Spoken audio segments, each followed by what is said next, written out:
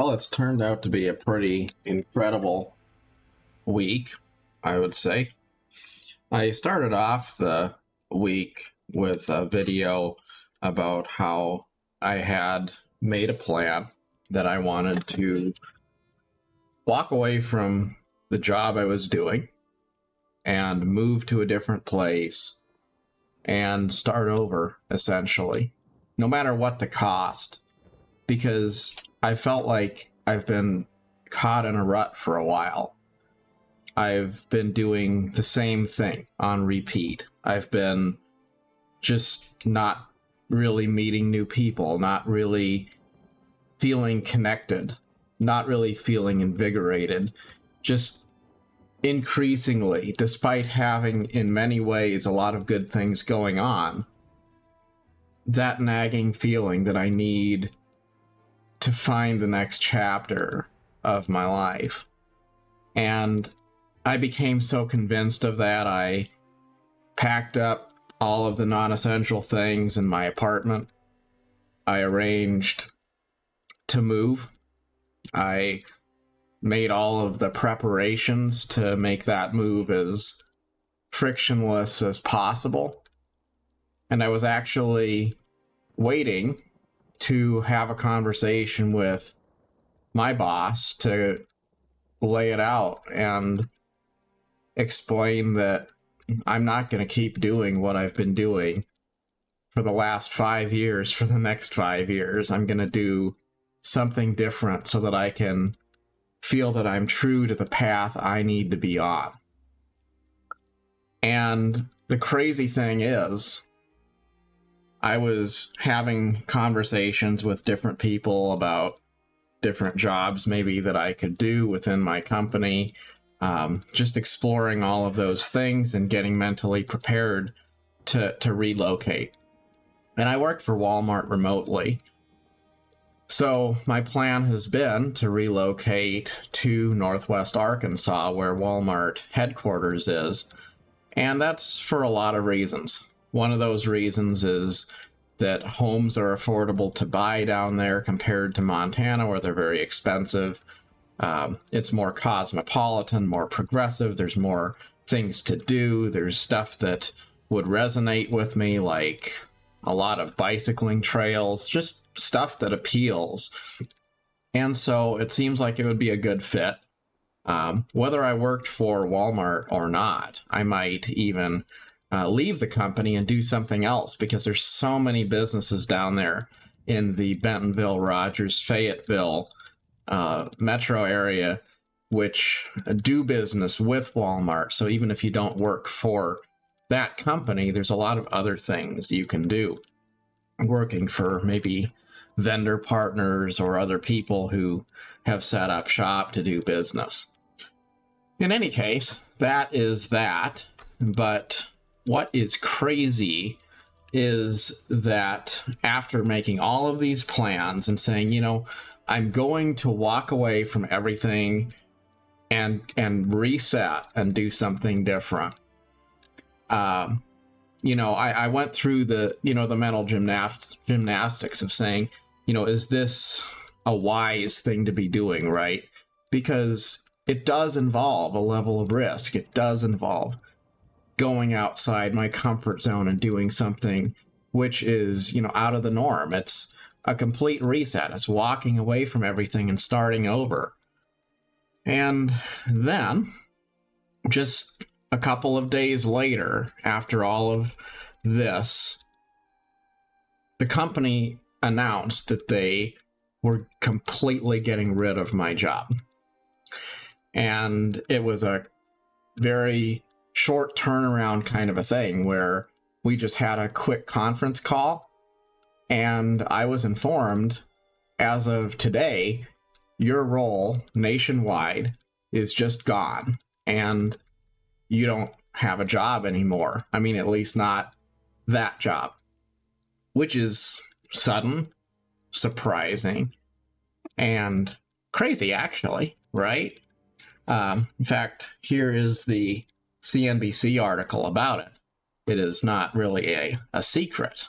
The market coordinator job that supports some managers is being simplified and ultimately removed. So that is out, 1,500 jobs around the United States will be cut and eliminated. So there's that. The crazy thing is, out of all of those people who are displaced, I already was planning to be displaced because I was planning to do something different.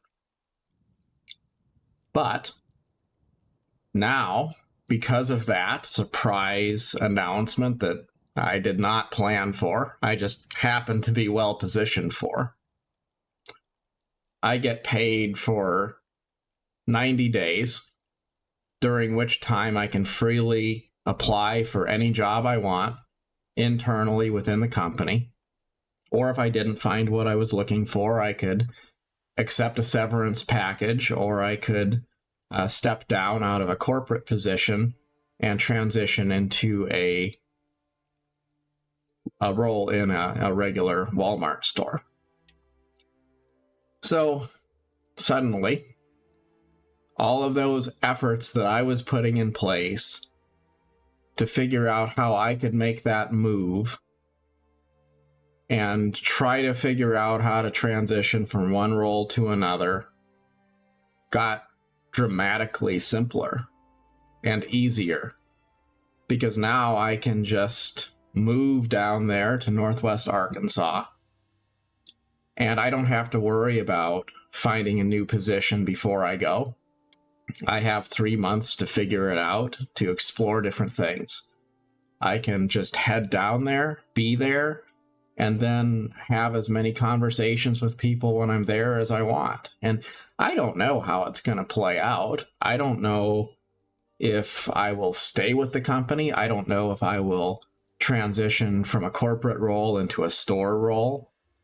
I don't know if I will, accept a severance package and go work for another company, just in a different place down there in Arkansas.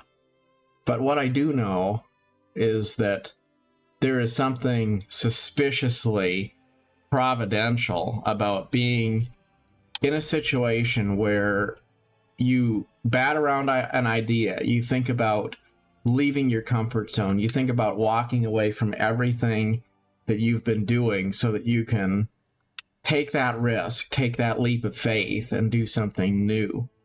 And then to have like a almost, act of God kind of event where, it doesn't happen every day. It's not something anyone sees coming. And then that announcement comes, and it's exactly at the right time.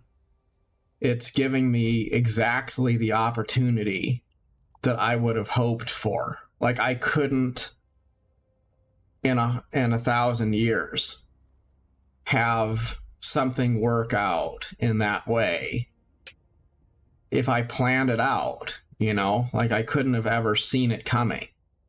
And so, it was just really kind of surreal in a weird kind of a way to have something happen, and then also to think, for a lot of people, it's bad news, For a lot of people in that role, which is basically like an administrative assistant, secretary kind of a role, a lot of these people are older ladies who are probably approaching the end of their working career. They're probably not highly mobile. They're not going to relocate. They don't want, a really high pressure job. So for a lot of them, having that role eliminated is going to probably be a really difficult thing for them, because they're not going to want the alternatives that are offered to them. And they're not really going to have the liberty to just, up and move across the country to explore other things. So through all of it, I do feel bad for the people who are affected in a way that's going to be hurtful to them. And as a side note, I do think about how in the corporate world, sometimes it can be a little bit cutthroat. Like for me, this is going to probably be, totally a huge blessing in disguise. It's, it's a curse for a lot of people. And for me, it's almost like an answered prayer. But then I do think about how, like there's this conference call and corporate just says, hey, by the way, your job is gone today, you know? And that's it. And I can't help but think for a lot of these people who are going to take it a lot different probably than I will, is that the most sensitive, respectful way to acknowledge the service of some employees who have given maybe, say, 30 years of their life to the company? Wouldn't it be better to do something a little more along the lines of saying, we're going to sunset this role.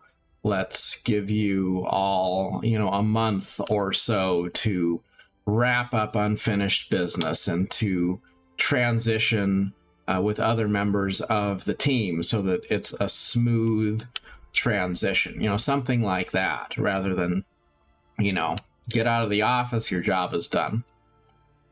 Just something to think about, and I think when it comes to corporations or really anything, it's important to, don't get too attached to an organization and have the belief that it's intrinsically good, because, maybe it can be good, but it's not necessarily going to be there for you. It might be there for you, or it might, just do its thing and leave you high and dry. So you have to protect yourself and don't have this sort of idealistic belief that because you put a lot of time into something, that something is going to necessarily be there for you in equal measure in return. Like you could devote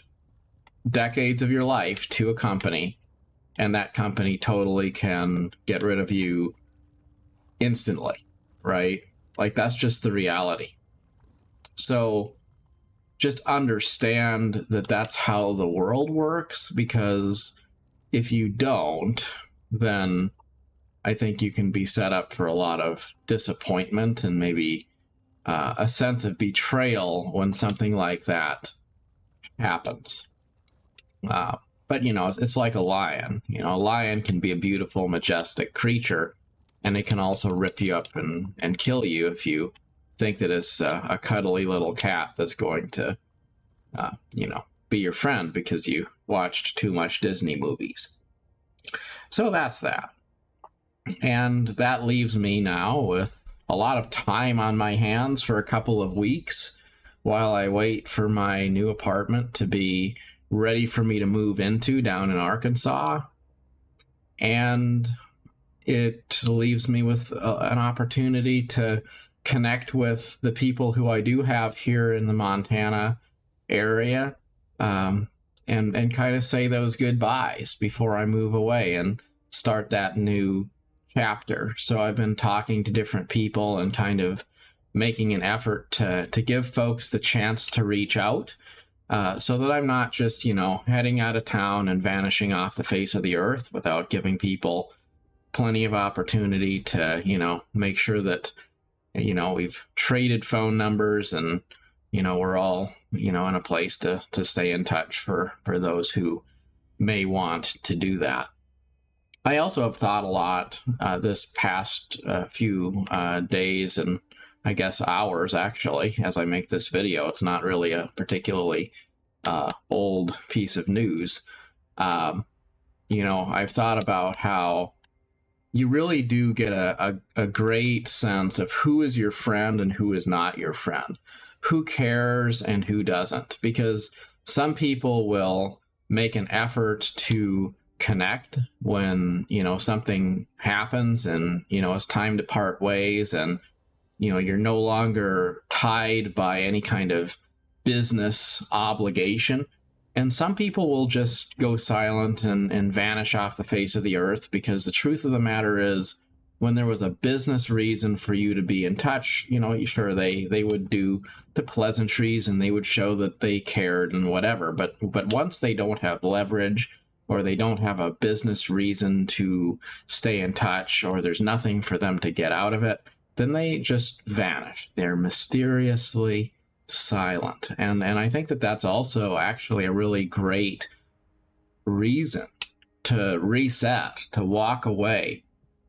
Because when you disconnect from all of the things that have been status quo, you have that moment of clarity when you can truly see, what is valuable and what isn't. What is wheat and what is chaff? What is a relationship that was just noise, and what is a relationship that you can trust that's going to try to be there for you? Who's going to reach out, who you didn't talk to for a long time to show that they care, and who's going to just disappear into the woodwork because the reality is they were just in it for themselves. Who's going to be a good ambassador to try to see if they can help you through a difficult situation, and who's going to just kind of reappraise the political landscape and then see how they can try to, get ahead themselves.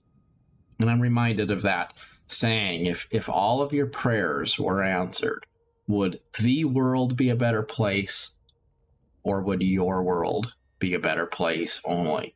And if you are the only one who would stand to benefit by having all of your prayers answered, then quite possibly God does not answer your prayers because you ask amiss, that you may satisfy your own pleasures.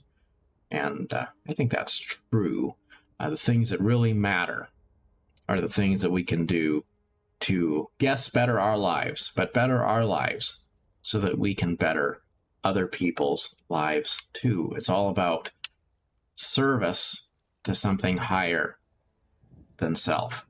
And when you have major disruptions that happen and shakeups, and you're moving and you're walking away from things and you're stress testing relationships, it's an amazing opportunity to really add clarity to the value and quality of the people in your life, which ones are important, which ones are not, which needs to be kept, which do not.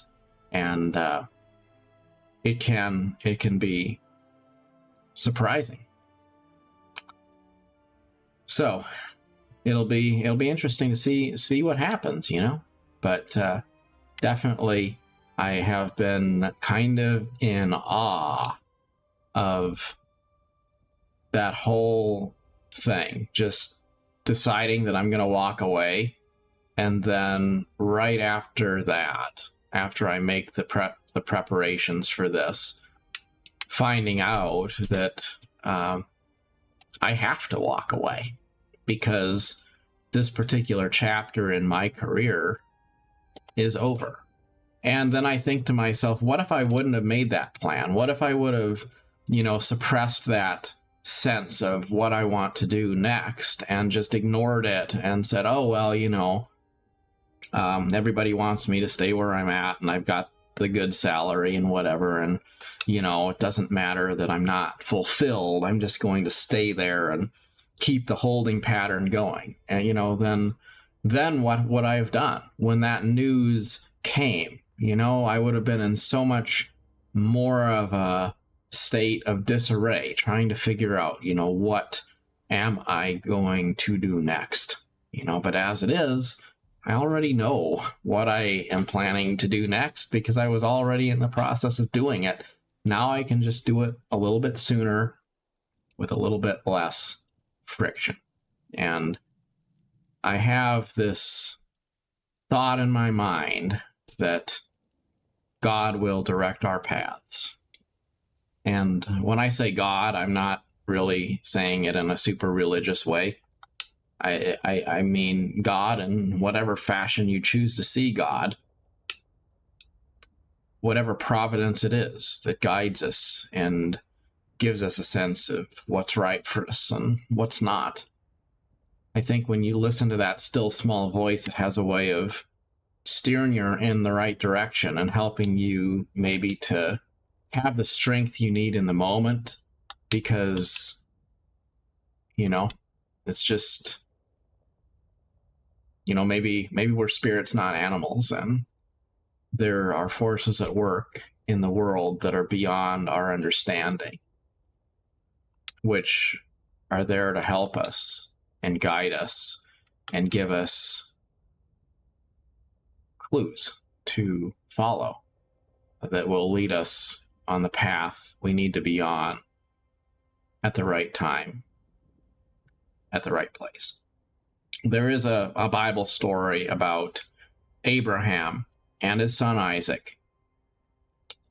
And Abraham is told by God to go up the mountain and sacrifice his son on an altar.